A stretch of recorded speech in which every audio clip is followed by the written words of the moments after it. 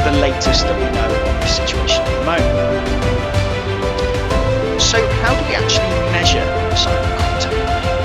So when we look at a packaging component, we use something called the mass balance method. And this is supported by government. It's supported by ISO 1421-2016, which is the standard for self-verification of environmental claims.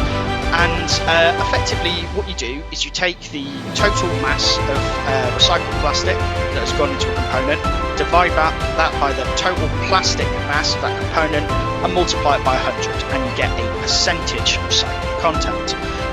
Now, when we're looking at measuring recycled content under the tax, you can use both post-consumer and your pre-consumer waste within that. But it's important around when we look at the pre-consumer here that it has undergone some form of reprocessing. It can't just be thrown back in. It has to have either been repalletized or re-extruded into flake.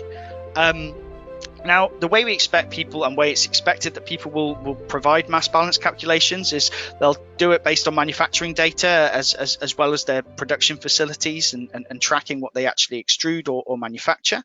It is not really practical at the moment to post-manufacture test a plastic component and identify its recycled content. You can identify by inspecting a component roughly whether or not there is recycled content in there.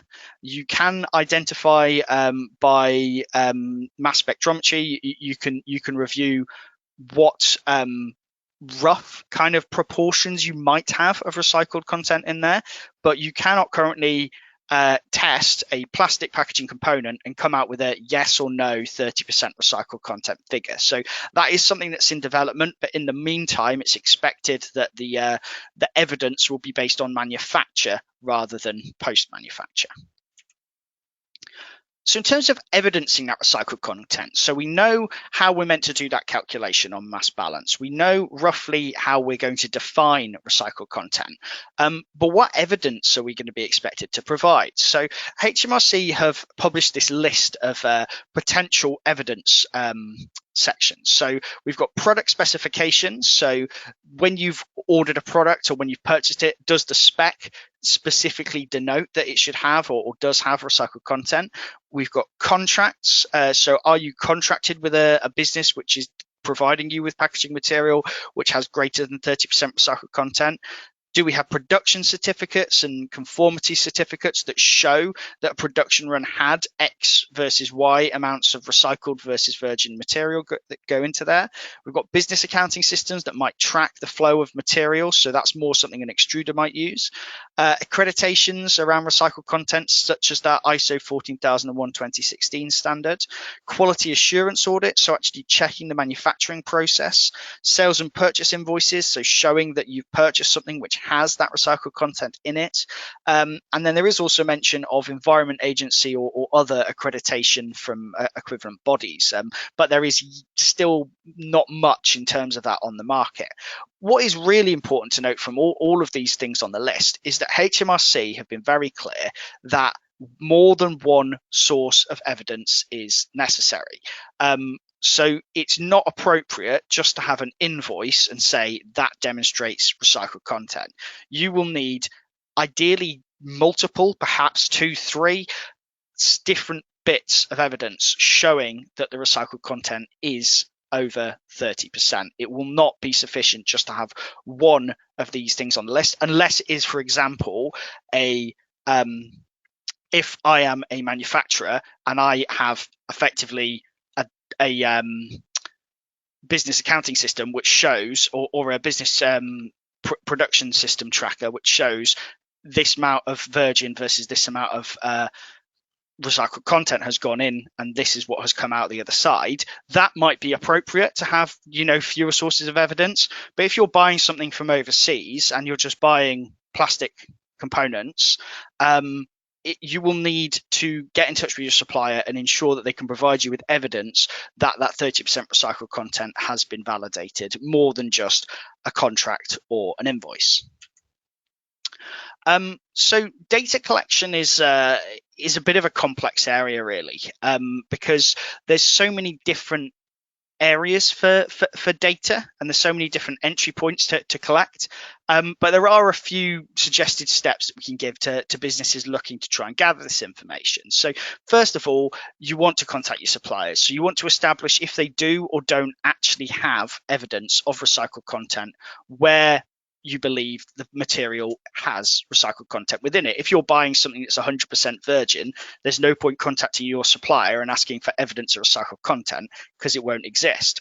But if you are buying something which has got recycled content, you should be asking for this evidence.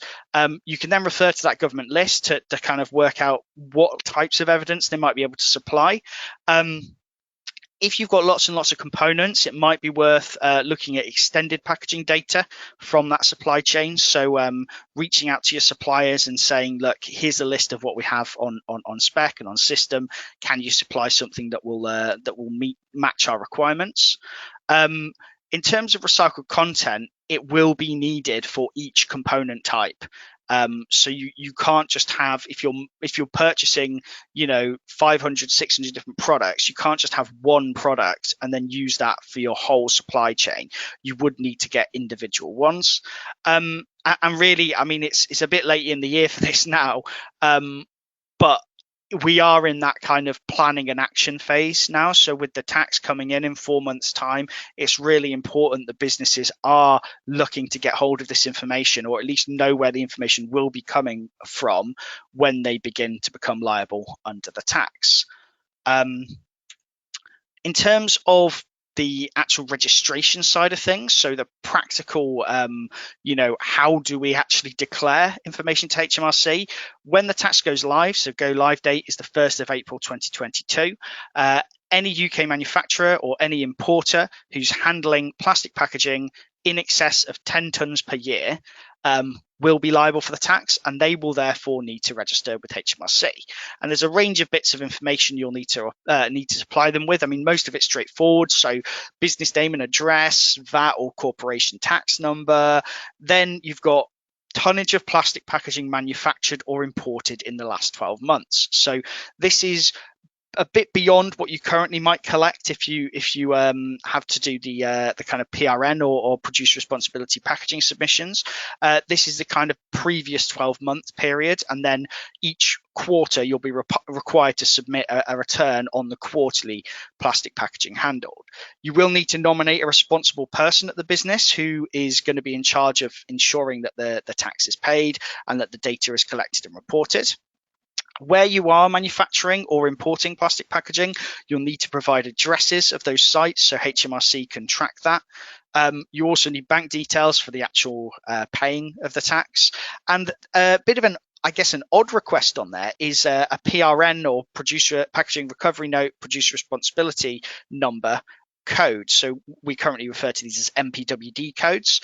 But if your business handles over 50 tons of packaging, you'll hopefully be registered with the MPWD, and you'll have that document. Now, the reason we think they've asked for this is because it allows them to track what tonnage you've placed on the market in terms of rough packaging, and they can try and align that somewhat with your plastic tax submission. So if you are submitting to the Environment Agency that you have imported 500 tons of plastic packaging in a year, and then you register with HMRC and say, oh, we've only handled 200 tons of plastic packaging in this year, that's something they might come back and say, can you explain why? And it may just be a timing thing, financial year versus calendar year versus the PRN year, which has its own kind of timeline.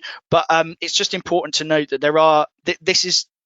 to us, this appears to be a way of them looking at validating and auditing people indirectly.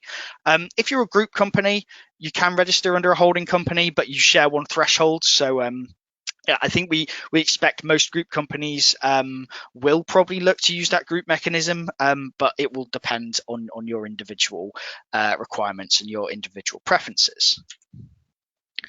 So in terms of the actual tax return itself, so this is each quarter what you're going to be submitting to HMRC.